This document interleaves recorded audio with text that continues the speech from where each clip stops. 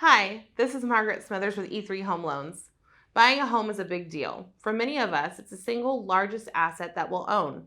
That's why it's really important to plan ahead for property taxes so that there are no surprises. A typical question new homeowners ask is, what is a supplemental tax? To understand what a supplemental tax is, we need to start with Proposition 13. Under California's Prop 13 law, the value used to calculate your property tax is limited to a 2% growth per year. But when ownership changes, Prop 13 requires that the county set a property's assessed value to market value. The difference in the value between the previous owner's value and the new value is your supplemental assessment. How does a supplemental assessment translate to the new tax that you need to pay? Supplemental tax is calculated by applying the tax rate to the value and then prorating it for the amount of time that you've owned the home in that tax year. In general, the tax rate is roughly 1.25%. Let's walk through an example together. Here, Dan is the original owner of a home with a Prop 13 protected value of $400,000. With a tax rate of 1.25%, he pays $5,000 in property taxes. Dan sells his home to Jenny at a market value of $700,000. In this case, Jenny's new home will be reassessed to $700,000, and Jenny is responsible for paying property taxes at that level from the time she first owns it. Many times, people might have already paid their property taxes in full by the time they sell their home. In this case, Dan has paid $5,000 in taxes already for the full year. Jenny would likely pay Dan back through escrow for her share of the $5,000. Depending on the proration of the tax year, she owns the home. However, she also is responsible for paying the taxes at the higher market value from when she begins to own the home. How does that work? Let's say Jenny owns a property for 9 months the first tax year, which is approximately 75% of the year during that escrow process. She'd paid Dan back 75% of the $5,000 he already paid, which is $3,750. On top of that, she would owe taxes at the higher rate for the portion of the year that she owned the house.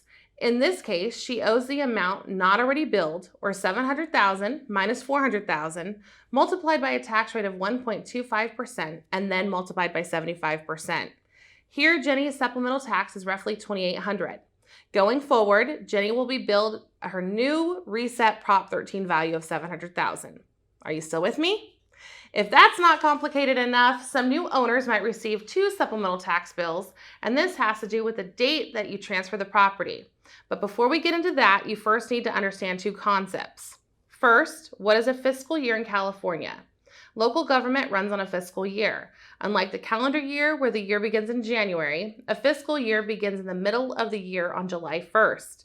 Property tax follows a fiscal year cycle. Second, state law requires property be valued as of January 1st every year. In other words, New Year's Day. The value of this is January 1st, calculated for the upcoming fiscal year. This means the property value as of January 1st, 2022 will be used for the fiscal year 2022 covering July through June of 2023. Now back to whether you should expect to receive 1 or 2 supplemental tax bills. The rule of thumb is that if the property transfer happens in the first half of the fiscal year, in other words, July through December, then you should receive 1 supplemental tax bill. If the transfer happens in the second half of the fiscal year, or between January and June, you'll receive 2. Here's the reason why. Using Dan and Jenny's example again, Dan's $400,000 value as of January 1st is used to set the tax bill for the following fiscal year, beginning July through June of the next year. Jenny bought the property, let's say in October. The taxable value is reset to $700,000 as of October, but the bill issued still reflects Dan's lower value. In this case, Jenny would expect to receive 1 supplemental or catch-up bill to capture the difference between her assessed value and Dan's from October through June. Because as of the next January 1st, the county will already know of the sale. They would have used Jenny's new value to set the following year's property taxes, and no other supplemental tax bill should be received.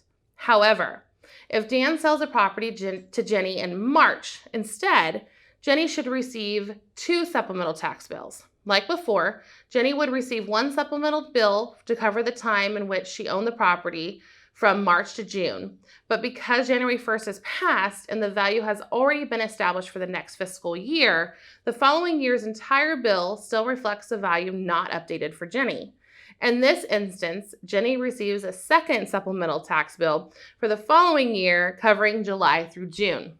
New owners should only receive one regular tax bill per year going forward after this process. Remember, the county assessor values the properties, but billing and collections are handled by another organization called the Treasurer and Tax Collector's Office. If you'd like to learn more, please visit the website of your county's assessor. Thank you for watching.